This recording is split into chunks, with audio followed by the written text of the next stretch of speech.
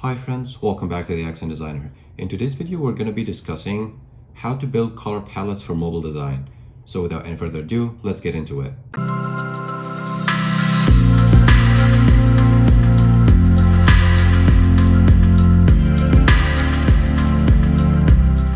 So the first thing we need to emphasize in this discussion is that mobile is very intentional. Whether you're building a new app, add-on, plugin, or even just like a simple web app that you can download from the browser onto your home screen. People usually use mobile apps in order to get the job done in a convenient fashion and succinctly. Therefore, colors should be very indicative and should be very relevant to the subject matter being offered on these apps or whatever product provided on this platform. So before getting into the details on how I approach building color palettes for mobile, we should just know, and I want to briefly emphasize it, that when it comes to colors, there are major 6 color categories and almost 6 or 7 color harmony rules in which all color variations and every color combination is pretty much embedded from. The jewel tone category, the pastel tone category, the earth tone category, neutral tones, fluorescent tones, and shades. And on the other end of the spectrum, the color harmony rules are analog, monochromatic, triad, complementary, split complementary, double split complementary, square, compound, shades. So I just want to make it clear that this video is not about color theory and color symbolism, because that would be a much more extensive topic to talk about. So I will leave links down in the description if you want to dive deeper into each one of these categories and understand the origin or the theoretical origin behind each one of them. And one of these links is for Designer Up. It's another YouTube channel that I personally love, and I had a couple conversations with the lady behind it. Her name is Elizabeth on LinkedIn, and I'll leave the link to it down in the description. All right, so now back to the point. How do I approach building color palettes for mobile designs? Remember, like my benchmark is always intentionality, trying to keep everything in the mobile design landscape or space very intentional and indicative. So here's a quick example. About a month ago, I got a side project building an app that hopefully increases donations for charity purposes. So the most important or the critical thing in building this app when I talked to the founders was they're trying to increase the consistency of contributing as opposed to just making one large donation and leave. There is not too many apps or websites or any digital products that pretty much double down on consistency. They are trying to build a community and enlarge this community and keep this community contributing to whatever charity or like cause happening in the time being. And that was pretty much the benchmark in the entire project. What would encourage you enough to stay very consistent with these donations, not just 1 or 2 times and leave, but actually keep it in a form of a habit. I collected a lot of answers and a lot of feedback from the people I was fortunate to talk to. And most of these responses pretty much refer to 3 main principles or 3 main key values that encourage them to donate money and stay consistent with their donations. First, motivation is urgency. Number 2, credibility. And number 3, impact. That was a huge thing. A lot of people were mentioning that they donate money, but they don't really see the impact or know whether this donation helped or contributed in any way. And based on these 3 principles, I started the following step, which was getting back to the basics and looking into color symbolism, trying to pick some guidelines based on these principles and based on these keywords. For example, urgency.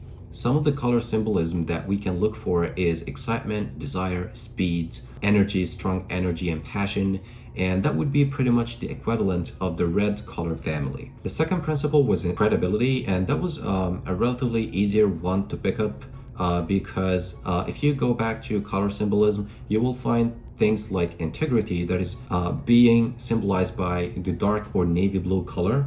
So that would be another family, or the second family that I picked. And the third and fourth families are pretty much a mixture of keywords or principles like good luck, comfort, security, and health. And that would be a mixture of green, orange, and some gray. That was pretty much my approach, trying to match the principles that the business and the product represents to a definitive selection of colors that pretty much match the concept or match the way of thinking. The following step was actually a lot of fun, even though it was a little bit tedious and extensive. And that step was basically trying to create multiple variations of all these colors. So changing the tint and hue of each one of these major colors, like red, trying to come up with something like salmon color, light red, pink, and test all these variations against each other in order to secure a strong and accessible contrast ratios. And that will take us to step number 3 in this process, which is accessibility. One of the most important things when you put color palettes together is account for various use cases and a large denominator of audience who might suffer or struggle with certain color variations. And that's the reason why we try to test these variations against each other and against the typographic scale that you're using in this project in order to make sure that everything is readable and accessible.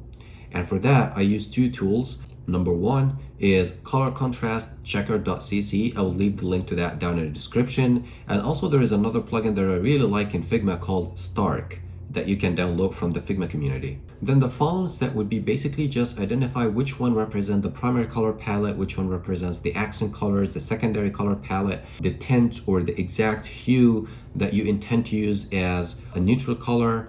So it's a little bit of mixing and matching because you have to put all these colors together and try on multiple layouts to see how they work best together. And for that, I'm going to be talking now about step number 4, which is the final step in this process. And this is the 60, 30, and 10.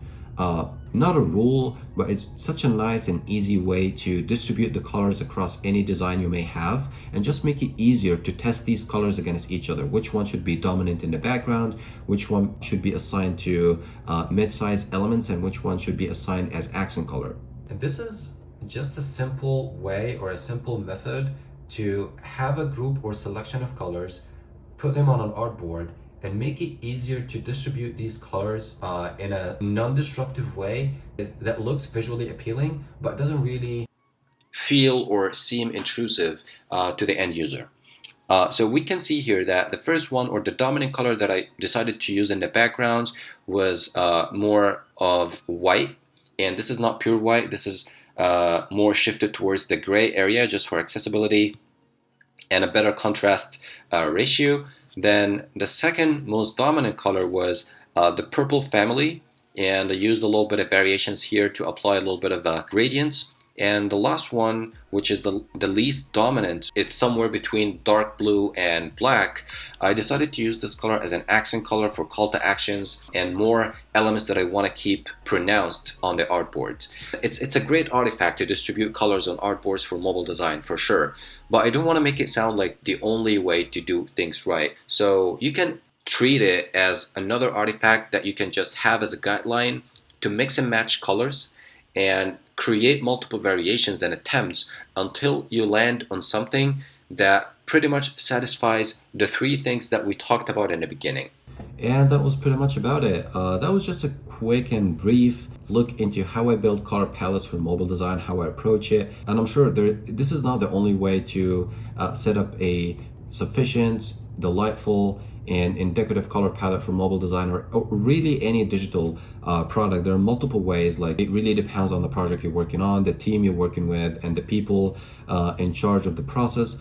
The only reason I wanted to share this process with you guys is that I've been only working on mobile design, or 90% of my experience in the product design atmosphere has been solely on mobile design, and this method over and over has proven itself to be very successful and sufficient. Before I leave you guys today, I want to repeat that the resources to accessibility websites that I use, and also more extensive resources for color theory, color categories, and color harmony, I will leave the links to all that down in the description, so make sure to check that out. Thank you very much. Hopefully you found it valuable, and see you next time.